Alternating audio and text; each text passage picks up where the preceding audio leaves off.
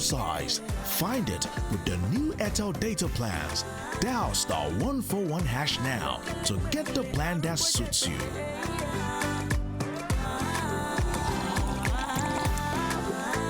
Airtel, the smartphone network.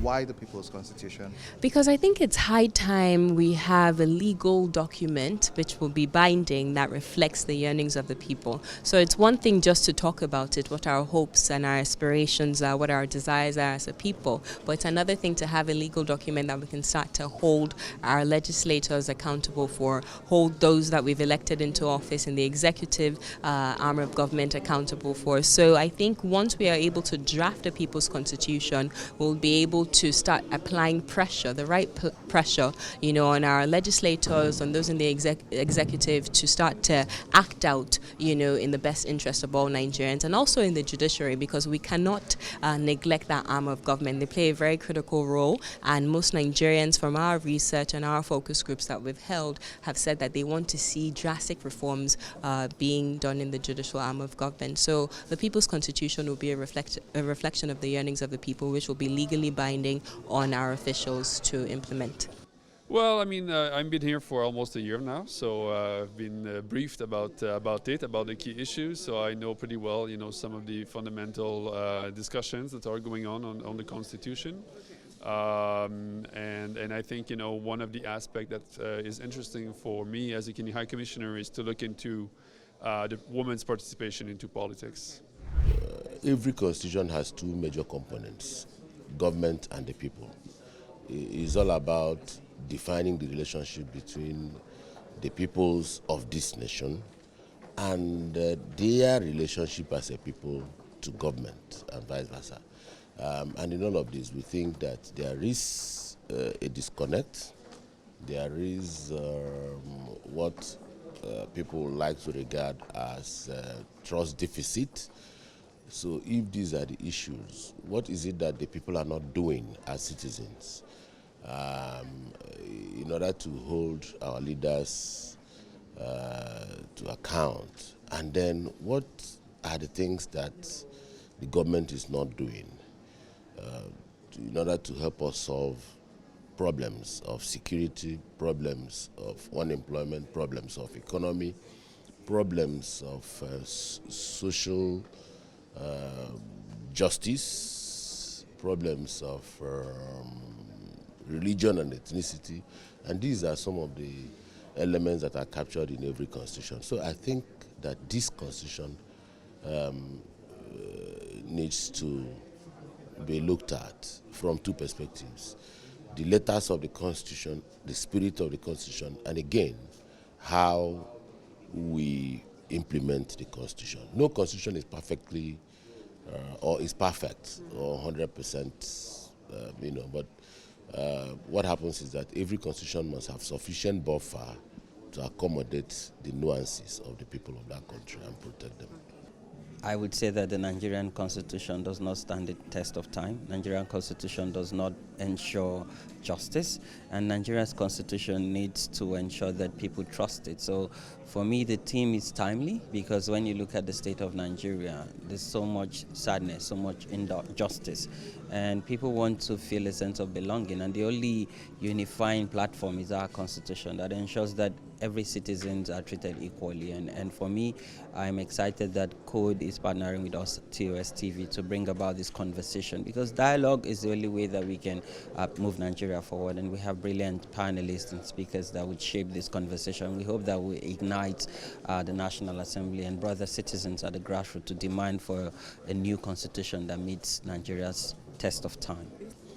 So my own, as a leadership coach, my concept is usually that the framers of the Constitution, the executors of the Constitution, if they apply selfless leadership in the entire process, even if the Constitution is not complete, we will be able to accomplish a lot more. So it is where the issues usually is the intent, the motive of the framers, or those who even want to amend the Constitution, when the moment a leader is selfless, then the application of the Constitution will work perfectly for everyone. The event began with addresses by the keynote speakers, as well as others who emphasized the importance of the symposium, especially at a time when the nation is experiencing a history-defining moment. The growing feelings of marginalization across the country have their roots in the perception that certain sections of the country are being unduly favored at the expense of others in the allocation of resources, political patronage, and government support using common resources which ought to be enjoyed by all sections of the country. There is therefore a palpable feeling of lack of inclusiveness in governance and unfair distribution of political patronage and resources of the Federation. This has become so pronounced as to justify the perception that it is only when the political leadership hails from a particular state or geopolitical zone that the socio-political and economic prosperity of the state or geopolitical zone will be guaranteed. As most of you know, we believe in Canada that supporting gender equality and the empowerment of women and girls is the best way to build a more peaceful, inclusive, and prosperous world. And there is much progress to be made in Nigeria. For instance, there has never been a more important time for women to be involved in politics. Women currently make up only 6.7% of elected positions in Nigeria. This is compared to an average of 15% across the region in sub-Saharan Africa. These figures point to the need for greater support and encouragement of female candidates at all political levels. There are assumptions which we must clear from the outset.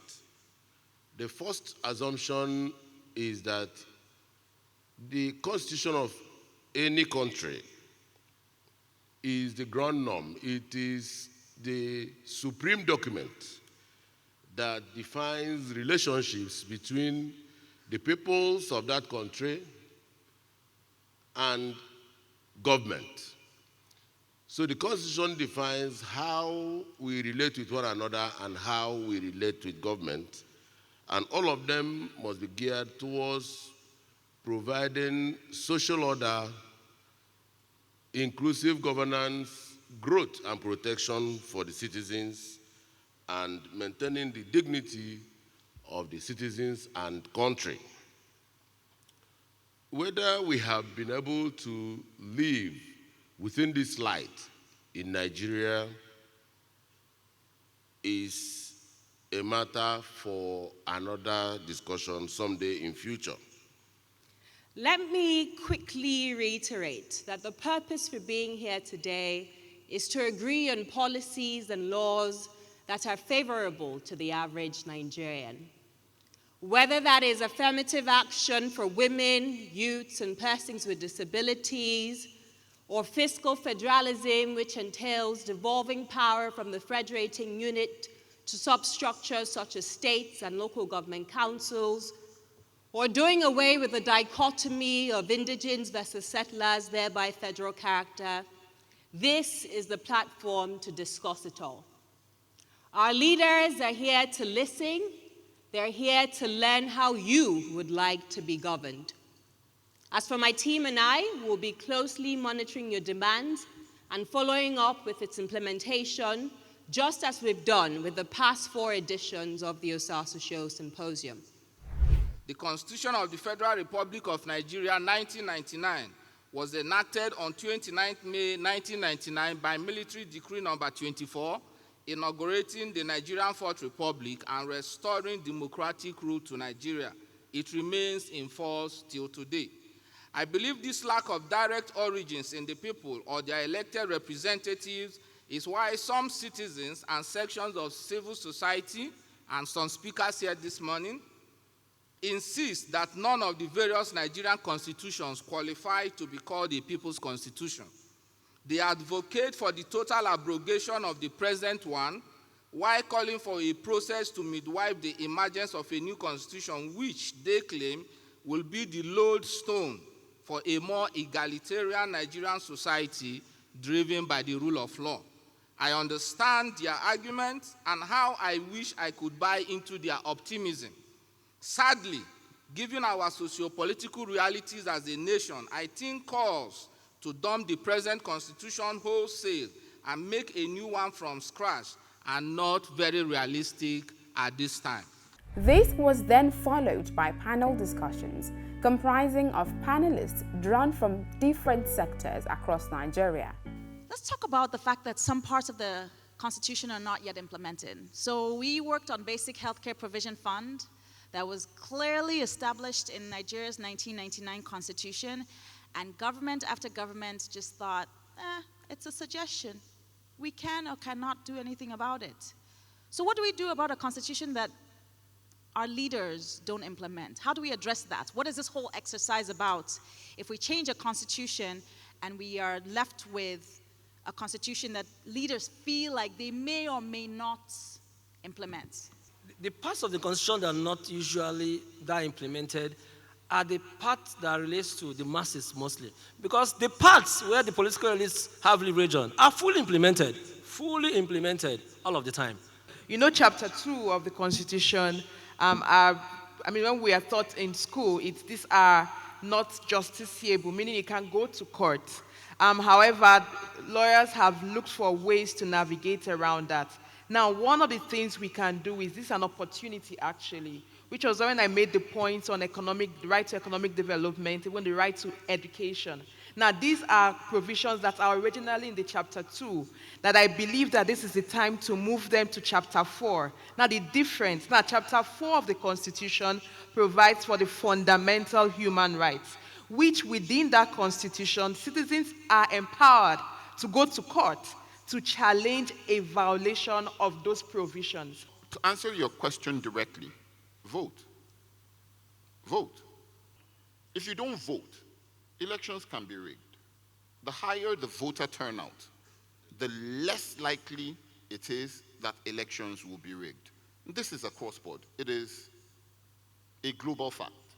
In Zambia, only just this weekend, they changed their ruling power, the party in power, simply because there was a 70% turnout at their elections.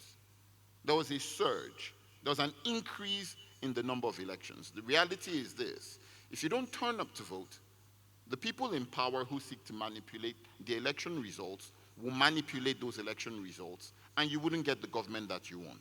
I say to you as a citizen, we're very good at complaining, we're very good at asking questions, we're very good at saying things that should be done, but when it's time for us to move from our seats to the field to get our hands dirty, we shy away from it.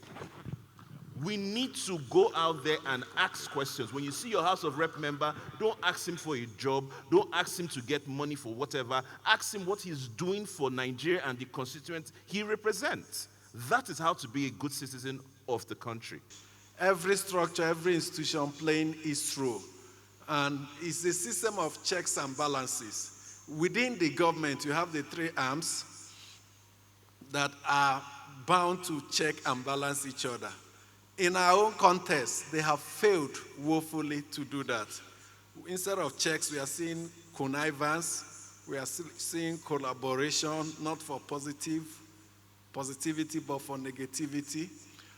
Oversight in the National Assembly, compromise. Instead of serving as check and balancing each other, they appear to connive to indeed take away what belongs to the people. Power only listens to power. So how can we ensure that when we want people or the government to listen to us, you have to come with what the language they understand, which is power. But how do you get power? You must stand united and speak with one voice. And I can give you a couple of examples. How did we get the Not Too Young to Run law? You think it's just by advocacy and all the protests we had? No. You must mobilize power. My people, I think we need to stop speaking all this English.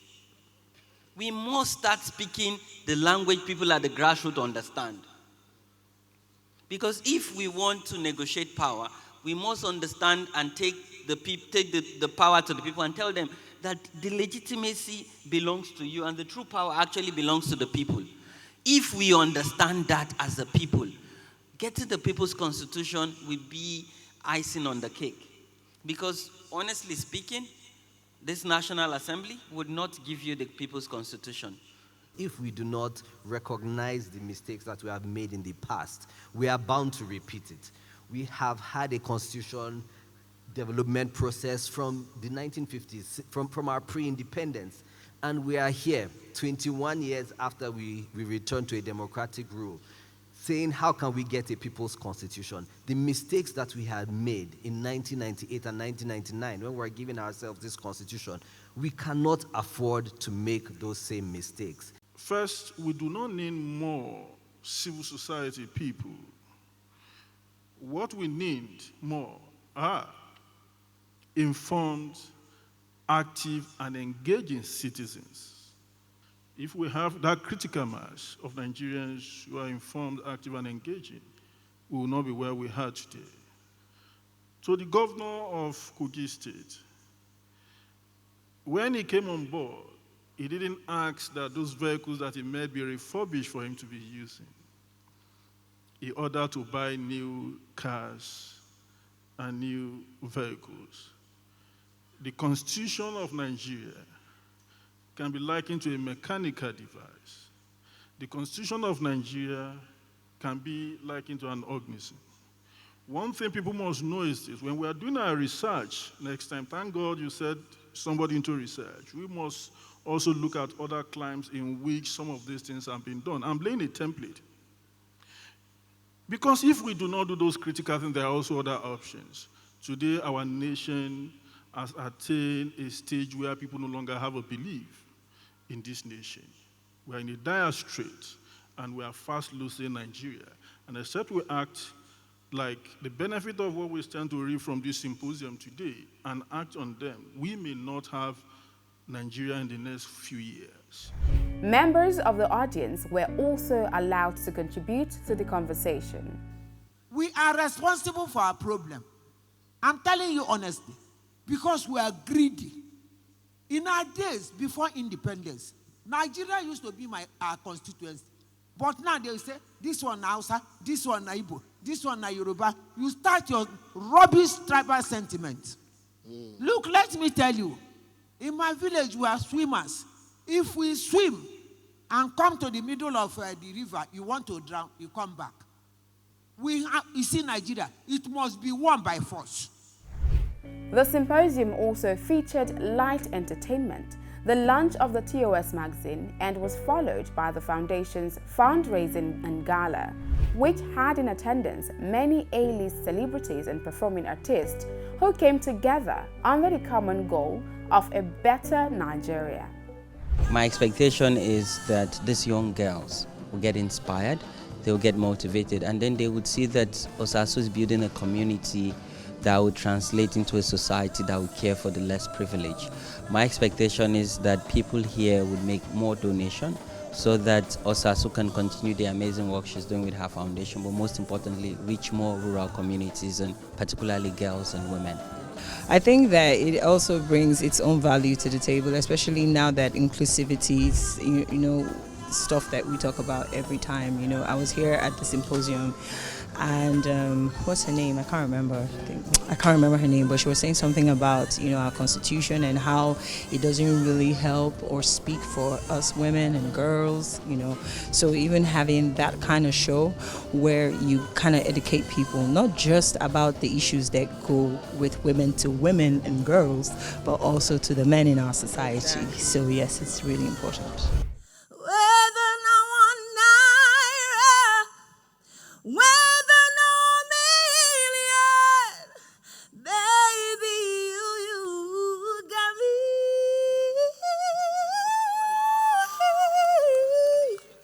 You're the only one that I see.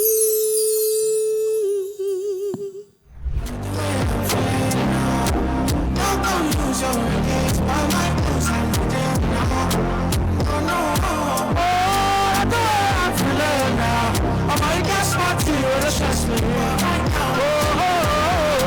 Even Peru done the para.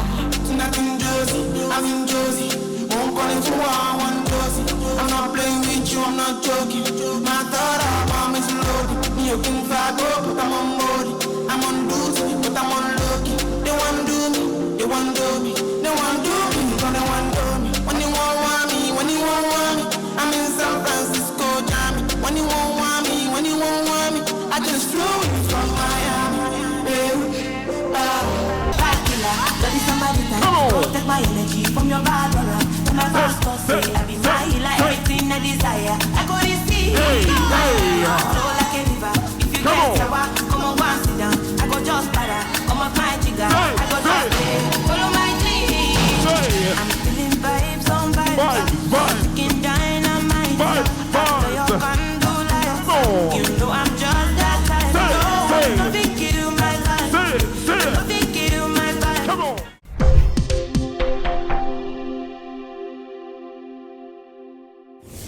That's it for today's episode. Do follow us on social media at TOS TV Network, at Osasu Show, at the Osasu Show on Instagram, Facebook, and other social media handles. To be a part of the Osasu Show Foundation through volunteering or donating, you can find all the details on the screen. Stay up to date on our website to read the communique from the 5th edition of the Osasu Show Symposium. That's www.tostvnetwork.com. On there, you could also find news on sustainable development and current affairs across Africa. All right, COVID-19 is still out there. Keep washing your hands, keep wearing your face mask, and keep practicing social distancing. God bless you all. See you next week. North to South Africa.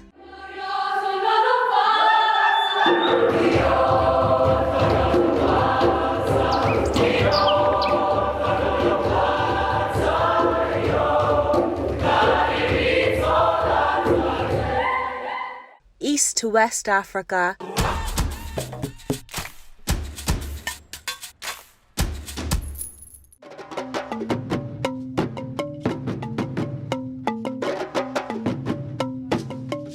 TOS TV Network is your digital-first Pan-African news network, bringing you news from across the continent. Visit our website www.tostvnetwork.com and follow us on social media at TOS TV Network on Instagram, Facebook, and Twitter.